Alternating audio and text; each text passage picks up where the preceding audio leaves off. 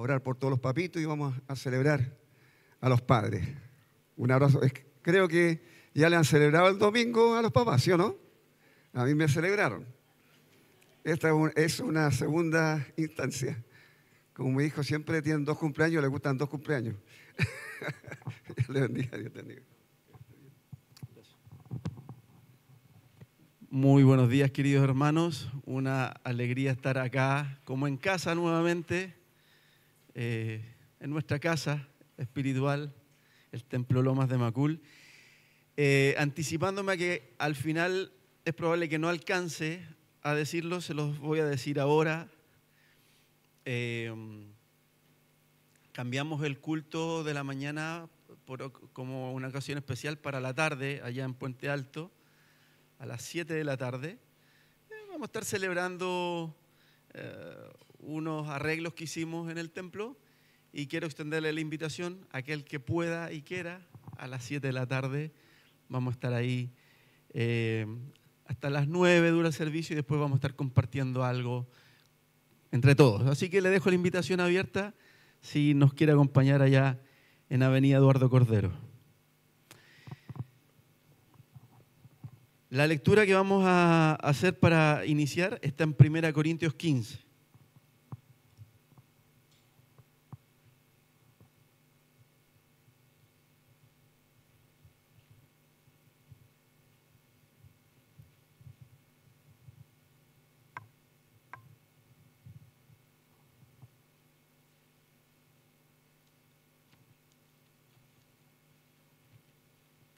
Versículo 43.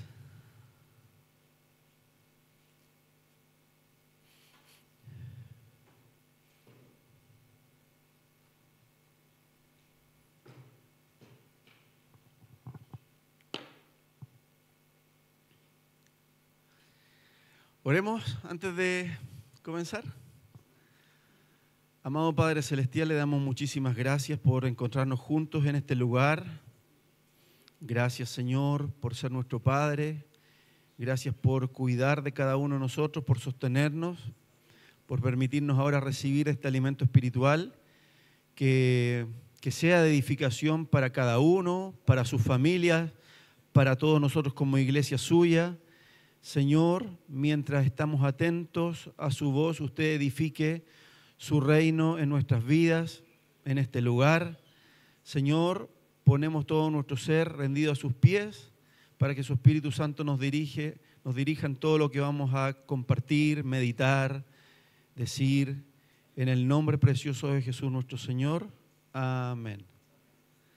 Bien, 1 Corintios 15, 43. Entonces dice, se siembra en deshonra, resucitará en gloria.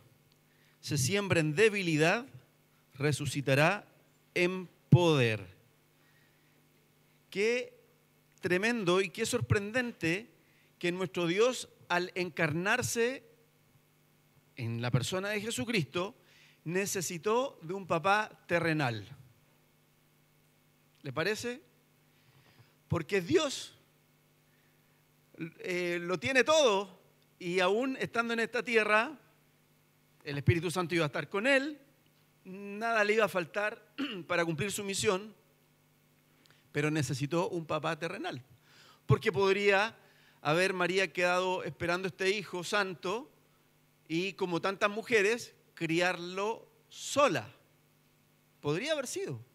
Humanamente, pensando, imaginando, podría haber sido. Sabemos que la mujer es muy capaz de enfrentar situaciones sola cuando no está el hombre al lado que responda como debía responder. La mujer saca fuerzas y como dicen los niños después cuando son grandes, mi mamá fue mamá y papá a la vez. La mujer es capaz, puede batírsela sola. Pero en el plan del Señor era necesario que este hijo, Jesús de Nazaret, creciera con su mamá y con su papá, José. José el carpintero. Aunque el hombre tenga defectos, sin duda todo ser humano Dice Romanos 6, por cuanto todos pecaron, están destituidos de la gloria de Dios. Todos los seres humanos pecamos, entonces, aunque el hombre tenga defectos, igual Dios tiene un propósito para cumplir con él, más allá de sus defectos. Sus defectos no son un verdadero obstáculo para lo que Dios quiere hacer a través de un hombre que se dispone en las manos del Señor, a través de un hombre que dice, aquí estoy para afrontar lo que me toca, porque también hay papás que les toca enfrentar la vida solos y Dios también los capacita y también les da la gracia para cubrir las necesidades de sus hijos. Así que no cabe duda que este José fue un hombre valiente, ¿le parece a usted? Fue un hombre valiente, muy valiente. Vamos a considerar algunas de sus cualidades. Dice en Mateo 1, 19, que cuando él se enteró que su novia estaba embarazada, quiso dejarla en secreto. ¿Se acuerda? Esa ya era una determinación muy valiente. ¿Por qué? Porque él, pensando en términos humanos, sin entender lo que estaba pasando realmente, él pensaba que su novia le había sido infiel, que su novia había fallado al compromiso, a los votos de que se iban a casar el uno con el otro. Él se comprometió con una virgen, pero resulta que ahora está embarazada, por lo tanto, me falló, fue infiel. Si él, como era un hombre justo, era un hombre recto, él no se quería casar con una mujer esperando un hijo de otro. No. Pero si la exponía públicamente, a ella le iban a apedrear como una mujer adúltera. Se iba a ganar todo el repudio de la sociedad. Entonces, él dice ese versículo que decidió dejarla secretamente. ¿Qué significa eso? Entiéndalo, hermano, porque uno lo lee rápido y no medita que José está decidiendo llevarse él la culpa, como que él la embarazó y ahora la deja sola. Él no tenía ninguna responsabilidad, no tenía ninguna culpa, pero prefería, para cuidarla, porque igual la quería, ya no, por el momento ya no se quería casar con ella, pero igual tenía buenos sentimientos para con ella. Dice, la abandono, me voy lejos y así todos van a pensar que yo la embaracé y no me hice responsable y yo voy a cargar con el estigma, con la carga social, pero ella no se va a exponer a ningún peligro. Pero también quiero que piense en el dolor que tiene que haber sentido José cuando sabe que su novia está embarazada de otro. Humanamente él pensaba eso, ¿verdad? ¿O estoy inventando yo? Era eso. El dolor, la decepción, el quebranto de toda la ilusión que tenía porque estaba enamorado de esta muchacha. Ella también lo quería a él, pero al descubrir, está embarazada, el dolor que debe haber sentido, cómo se debe haber roto su corazón, cómo esta mujer si era tan linda, tan buena, cómo me hace esto, ¿con quién se habrá metido? Tiene que haber llorado, tiene que haberse afligido mucho, hasta que llega a esa decisión de dejarla secretamente, cargando él con la culpa. No para hacerle un daño, al contrario, para librarla de un daño mayor, dejarla secretamente para que quede como el que, tantas historias que conocemos de chicas que son embarazadas por su pololos, novios, ¿no? Y resulta que el muchacho se quiere ir y la abandona. Eso iba a ser él para que pareciera que él era el culpable, el malo de la película. El dolor que debe haber sentido. Así que yo pensaba, al preparar este mensaje, que empatizamos poco con José, con lo que él vivió, con lo que él sintió. Pero al meditar en él, también nos damos cuenta que fue un hombre muy noble ya en esta decisión, y fue necesario que un ángel del Señor, dice en el verso siguiente, en el 20, le hablara y dijera, no tengas temor en tomar a María, tu mujer, porque lo que hay en ella, lo que es engendrado en ella es del Espíritu Santo. O sea, ella no te fue infiel, no se metió con nadie. El Señor, por medio del Espíritu Santo, ha hecho una obra en ella de dejarla embarazada. Y él ahí entendió lo que María algunos tiempo antes había entendido también. Siempre se enfatiza la fe, la humildad de María, la entrega al Señor, todas esas virtudes, pero en lo poco que se habla de José nos damos cuenta que estaba siendo un hombre muy noble desde el comienzo, muy ejemplar, de muy buenos sentimientos. Y claro, cuando el ángel le habla, él asume, él decide, amén, me voy a hacer cargo, voy a ser el papá de este hijo, que no es mío, pero voy a ser su padre adoptivo. En general, ¿hay alguien aquí que ha tenido un padre adoptivo acá en la tierra? ¿Ha tenido un padre adoptivo? ¿No? ¿Nadie? Mira qué curioso. No, un padre acá que no era su padre biológico, pero fue su padre adoptivo. Qué curioso que nadie, pero en general también es muy noble, muestra muy buenos sentimientos cuando un hombre asume como hijo suyo a uno que en realidad no es de su descendencia, no tiene su carga genética, pero lo toma como hijo y ese hijo crece diciéndole papá porque lo ha cobijado. Existe el dicho, padre no es el que procrea, sino el que cría, el que está ahí presente. Entonces qué lindo que José, luego que el ángel le habló, asumió, yo voy a ser su papá, yo me voy a dar por él. Pero aquí hay otro sentimiento con el que no hemos empatizado lo suficiente, no hemos conectado, de que pongámonos en el lugar de José, todos nosotros, todos los que estamos aquí, en el lugar de José, que voy a ser ahora el padre adoptivo de Jesús, el Hijo de Dios. Yo sentiría miedo. Ya siendo papá natural, en mi caso de 4 niñas, yo siento miedo al criar 4 niñas, porque a qué cosa uno se va a enfrentar. Uno logrará dar el ancho para cubrirlas en sus distintas necesidades, no solo materiales, sino que emocionales, espirituales. Uno se siente muy desafiado, es una misión muy grande que uno se siente pequeño, débil, insuficiente. Entonces, le decía, piensa en José. José diciendo, ya, estoy dispuesto a ser el papá, a criar al Hijo de Dios. Cualquier persona diría, ¿cómo lo voy a hacer? ¿Qué le voy a dar? ¿Cómo voy a poder suplir sus necesidades si es el Hijo de Dios?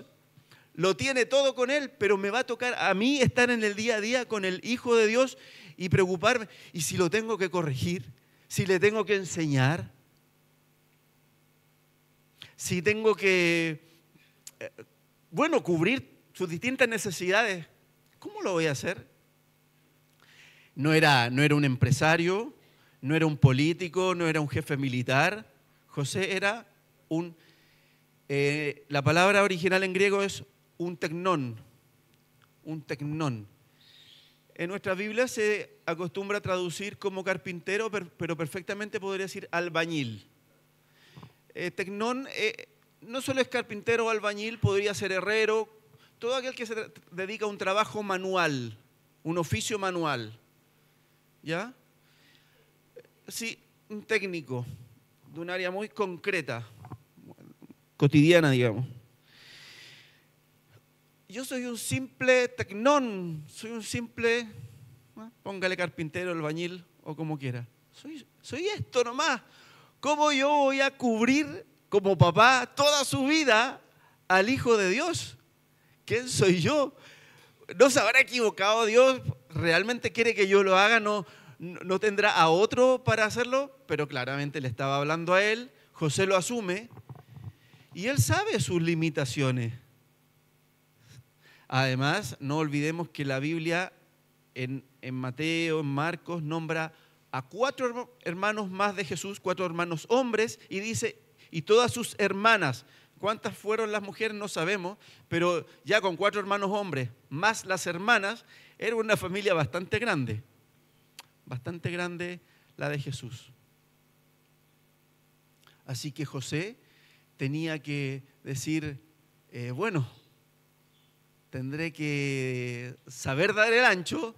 Si Dios me pone esta misión por delante, Él irá a estar conmigo, confío en Él, pero yo creo que a usted y a mí nos pasa que nos miramos a nosotros mismos y sentimos temores, sentimos inseguridad, sentimos fragilidad, que podemos no ser suficientes. Y en este día que se celebra el Día del Padre, qué importante era que usted conectara con este sentimiento de insuficiencia, porque creo que un papá siempre lidia con esa carga interior y le dará el ancho para cumplir con todos los desafíos que significa la crianza. ¿Podré cumplir con mis pequeñas fuerzas todo lo que se necesita cubrir en la crianza de este hijo o de estos hijos? Es una carga intensa, fuerte, que solamente el que la ha sentido entiende exactamente lo que estoy hablando. Incluso esas mujeres que han tenido que criar sin su esposo y ellas asumen esta carga que normalmente le toca llevar a él.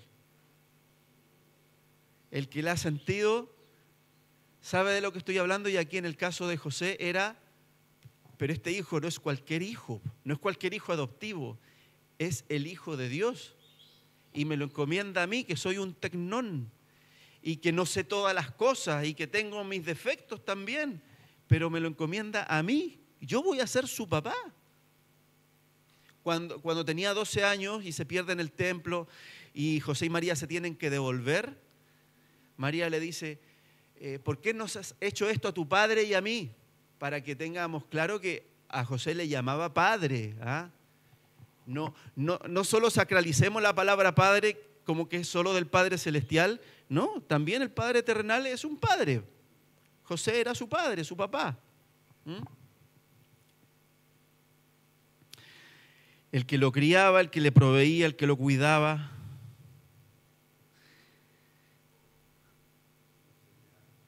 Lo enseñaba.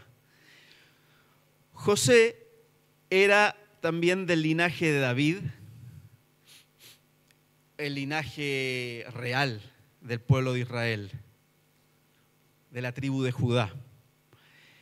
Y en vez de vivir en el territorio de la tribu de Judá, él prefirió vivir en Galilea, como dice Lucas 2:4. Prefirió vivir en esa que es llamada Galilea de los gentiles.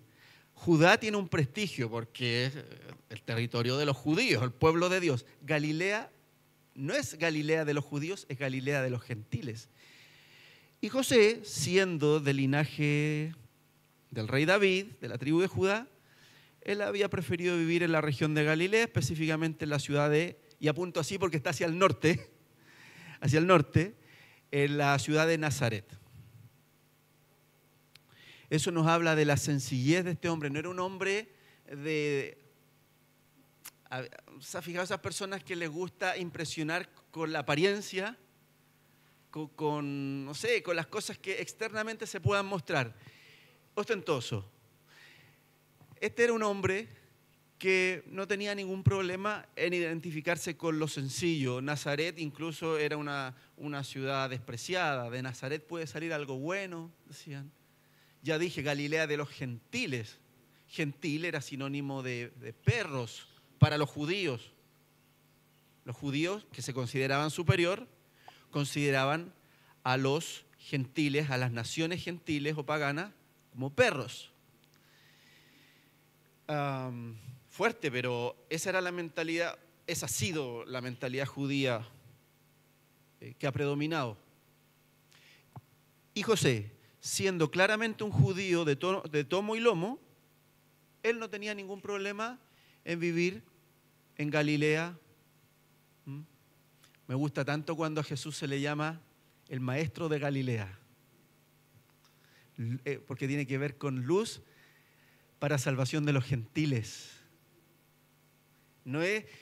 Jesús no es el maestro de los selectos, de los VIP, del sector exclusivo. No, es para todo aquel que tiene una sencillez de corazón y está dispuesto a creer en Él. Por lo tanto, la gente que se va por la ostentación, la pomposidad, esa gente que trata por lo externo de querer demostrar lo mucho que vale, se aleja del llamado del Señor. Cuando aparecieron los ángeles allá en Belén y decían, gloria a Dios en las alturas, y en la tierra paz, para con los hombres, se me escapa la palabra, el verso preciso, donde habla de la sencillez, donde habla de la humildad de este Señor Jesucristo que estaba naciendo en un contexto tan humilde. Bueno, José, desde antes que naciera Jesús, ya tenía ese espíritu sencillo, humilde, no querer impresionar con lo externo, sino que él, aunque me tomen por Galileo, yo sé quién soy del linaje de David, pero no tengo para qué andarlo mostrando. Él tendría sus razones por qué decidió vivir allá, pudiendo vivir en el territorio de Judea, que era el territorio más de su familia, específicamente Belén. Para el que se pierde con esto de las ciudades, solo viajó a Belén porque había un censo que cada uno tenía que viajar a su ciudad de origen. Pero luego del censo, él no volvió a Belén. De hecho, y aquí me paso al siguiente punto, José fue un protector del niño Jesús. Seguramente toda la vida que José compartió con Jesús fue, como todo padre es para sus hijos, fue un protector. Imagínense, un hombre limitado, pero protegiendo al Hijo de Dios. ¿Cómo lo vemos que fue protector? Porque cuando había amenaza de parte de Herodes, que mandó a matar a los niños, José huyó a Egipto con su esposa y su pequeño hijo Jesús. ¿Por qué fue a Egipto? Para mantener protegido a su familia y a Jesús específicamente. Ya solamente cuando murió Herodes, un ángel le habló y le dijo, vuelve a tu tierra, y no volvió a Judá, volvió a Galilea. Otra característica de José es que tenía sensibilidad espiritual. Tenía gran sensibilidad espiritual porque en estos pocos episodios que se hablan de la vida de él, varias veces Dios le habló. ¿Por sueño o por medio de ángeles? ¿No le parece a usted que para que ocurra más de una vez en la vida a un hombre o a una mujer que le hable Dios por esos medios es porque tiene sensibilidad espiritual? Tiene ciertas características espirituales, características internas que le permiten reconocer la voz de Dios, sea por ese ángel, sea por ese sueño, reconocerla y seguir esa voz que le está dando indicaciones, que le está diciendo, ojo con esto, mira esto otro, y él seguía esa voz que le hablaba. Sensibilidad espiritual, Mateo 2:19.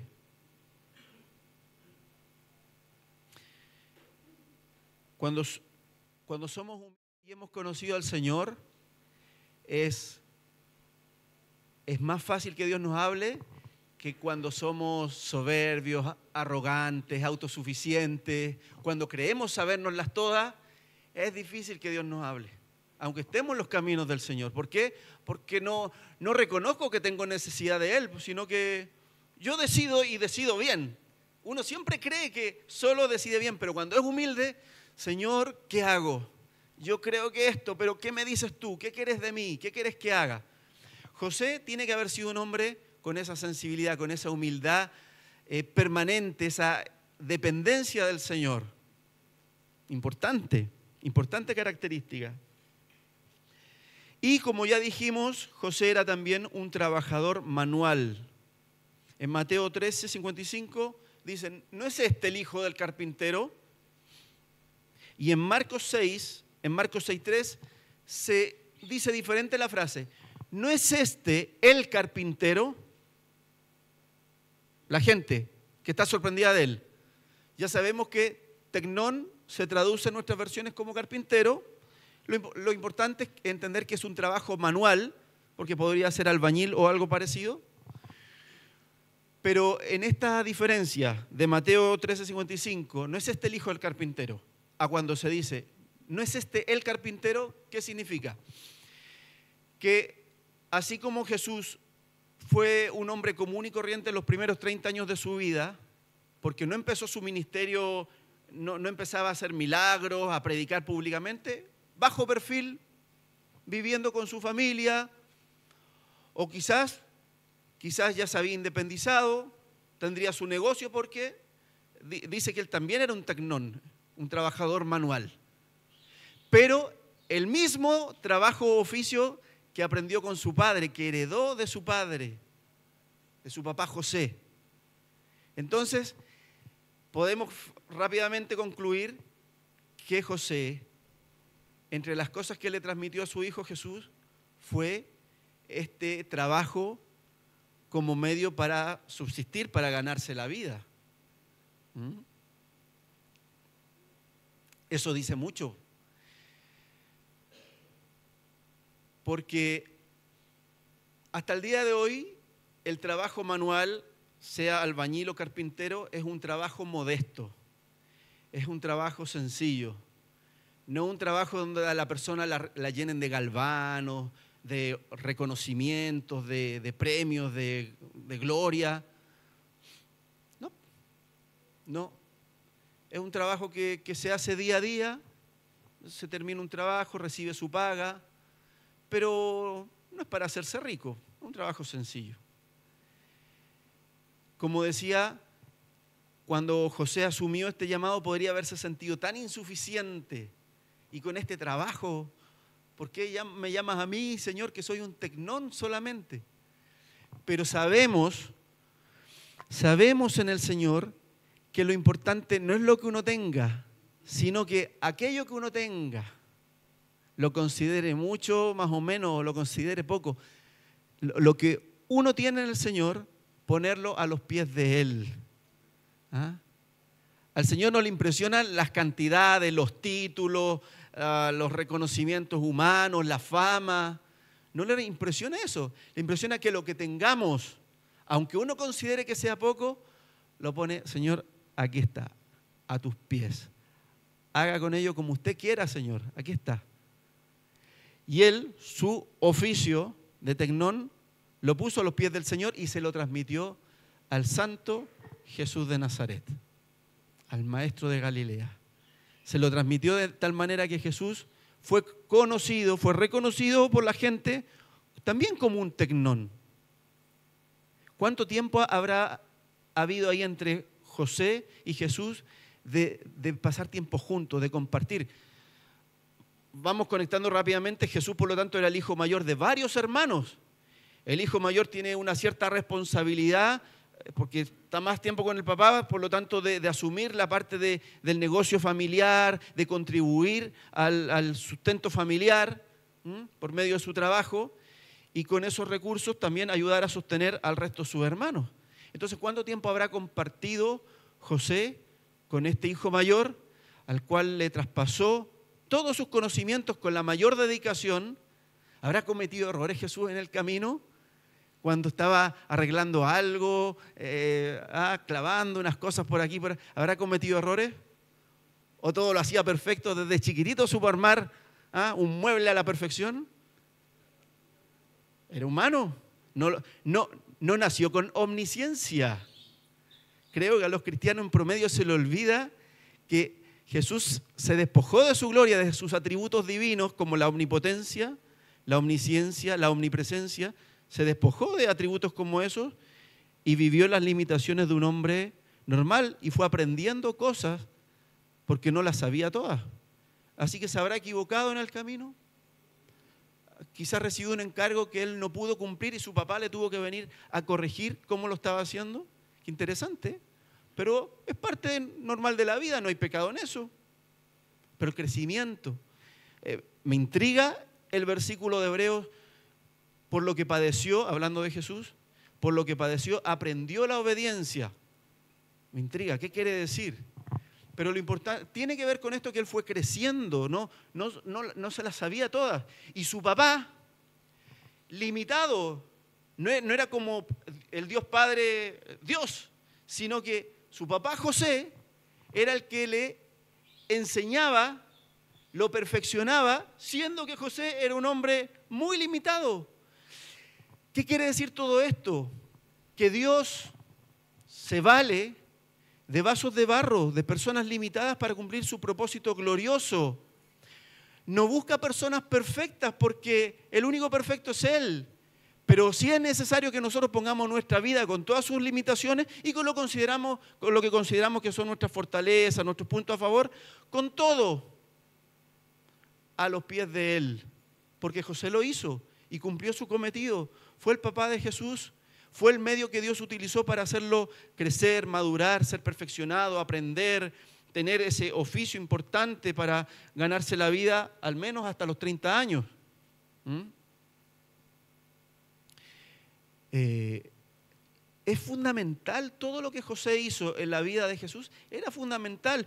No se nos narra más que estos episodios que hoy día les he compartido, pero sin duda José, como dije, para el plan de Dios, el hombre cumple un plan trascendental. En este mundo el hombre tiende a ser bastante desechable porque esos discursos feministas tienden a empoderar a la mujer como haciéndole pensar o decir que no necesita un hombre. Yo creo que en términos generales la mujer necesita un hombre y el hombre necesita a una mujer. Ambos nos necesitamos mutuamente. Si por X motivo a uno le toca estar solo o a ella le toca estar sola, eso es otra cosa. Son circunstancias que a veces Dios permite que él o ella pasen. Pero desde el diseño de Dios, el hombre necesita a la mujer y la mujer necesita al hombre. Por lo tanto, Dios estaba mostrando que José era necesario en su plan perfecto de formar a su hijo. ¿Acaso Dios no habría podido decir, ya que por mi poder, por el poder de la palabra que di, María ya está esperando al Mesías, al enviado que mando a la tierra, así también no necesito que aparezca ningún hombre, porque como es imperfecto lo echaría a perder, no lo necesito, total yo, diría Dios, por medio del Espíritu Santo lo voy a ir guiando a Jesús en todo, le voy a ir enseñando todo lo que necesite. Ahí va a tener la Biblia, así que ahí le voy a revelar todos mis consejos y dirección y no necesita a ningún hombre. No es así. Porque así como Dios necesitó a José y lo puso en el lugar preciso, a cada uno de nosotros, hombres y mujeres, con todos nuestros defectos, imperfecciones, con lo que sea, Dios tiene planes perfectos.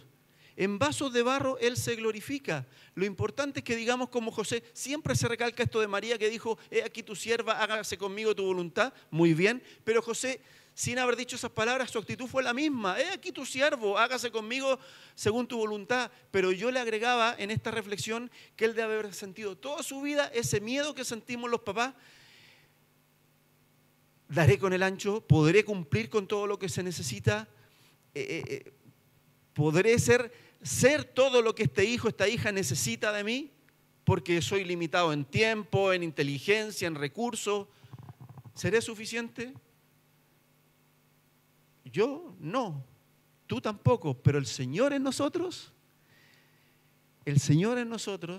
sí. Y tiene que ver con que hoy día estemos celebrando a los papás porque no necesitan ser perfectos para que nosotros estemos agradecidos por ellos, pero son hombres que le han dicho que sí al Señor en lo que ha sido nuestra formación, nuestra crianza, nuestro acompañamiento, nuestra corrección, nuestra provisión, nuestra protección. ¿Han estado en todo? ¿Han podido cubrir todo? No, pero lo que se necesitaba, el Señor lo ha usado para que nos bendigan.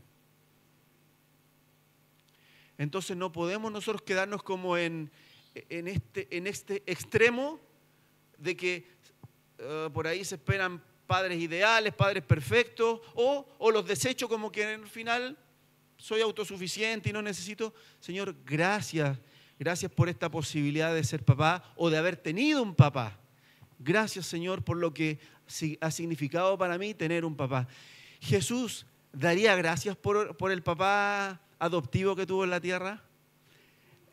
Quizás en esos tiempos no existía el Día del Padre, pero Jesús tiene que haberlo reconocido, le tiene que haber dado gracias, lo tiene que haber honrado, abrazado, besado, haberle hecho un presente, porque tiene que haber sido Jesús un hombre agradecido, tanto de su madre María como de su papá José. De hecho, yo pienso algo que también se nos tiende a pasar por alto, que Jesús incluso debe haber tenido abuelos, que también son como papás, también debe haber tenido abuelos. ¿Qué le habrán enseñado a sus abuelos? ¿Cómo habrán compartido con él? ¿Qué momento habrán pasado con él? No sabemos, pero debe haber tenido abuelos también. Y los abuelos también son como papás para nosotros. También son parte de esa cobertura, de esa protección, provisión, consejo. Quiero terminar con este versículo inicial de 1 Corintios 15, 43. ¿Qué tiene que ver entonces con todo lo que hemos dicho? 1 Corintios 15. Me da el sol en toda la espalda, siento un calor que ni les digo.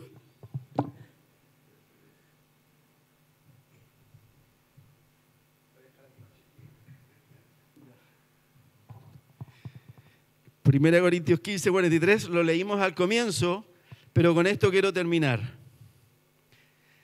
Se siembra en deshonra, resucitará en gloria. Se siembra en debilidad, resucitará en poder. Se siembra en debilidad. Se siembra en debilidad. A veces esperamos sembrar, hacer nuestros esfuerzos, nuestros aportes que podamos hacer a la vida, a la obra, a nuestra familia, como en perfección. Esa obsesión por la perfección, que salga todo impecable, cuando creo, hermano, que todo lo nuestro, todo lo humano es imperfecto. Nuestra crianza, nuestras casas, nuestra iglesia, nuestro país, nuestro mundo, todo lo humano es imperfecto. ¿Sabe? Cuando usted asume esto, se libera de una carga. Los que tienen esa tendencia al perfeccionismo pueden ser libres de vivir persiguiendo el ideal como de la publicidad, de las mejores películas, donde todo es... No, la realidad no es así. La realidad está llena de imperfección, de debilidad, de fragilidad, de errores nuestros, y más que errores, pecados también, faltas. ¿José habrá pecado en la vida mientras tenía a Jesús al lado? ¿María habrá pecado como ser humano? Por supuesto que sí. ¿Y cómo Jesús se crió en un ambiente con pecado? ¿Sus hermanos que se iban criando con él pecaban? Por supuesto que pecaban. ¿Y cómo Jesús, el Santo, el Hijo de Dios, se crió en un ambiente donde había pecado? No era gente mala, pero había pecado. En su familia, en su ciudad, en su país, lo mismo que nosotros. ¿Cómo? Porque lo importante es estar rendido en las manos del Señor, que nuestra debilidad, reconocerla. ¿Cómo usted la va a rendir si no la reconoce? Si vive con ese afán de los ostentosos, de los que quieren aparentar perfección. Todo es ideal, todo es maravilloso, todo es perfecto. Vivo en el éxito, vivo en los logros. Gracias, Señor, por los logros, pero yo creo que vivo más en fracasos que en logros. Hay algunos logros, pero vivo más en fracasos que en logros. Pero seamos libres en reconocer nuestra debilidad. No digo andarla publicando, pero en asumirla en el corazón. Hay debilidad en mi vida, en mi familia, en todo mi entorno. Hay flaquezas, hay quebrantos, hay cosas que me hacen sufrir.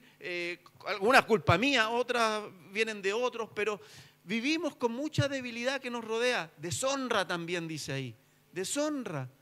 Cosas que no queremos publicar, pero tampoco vivir tratando de esconderla, de aparentar perfección, algo ideal. No, asumámosla.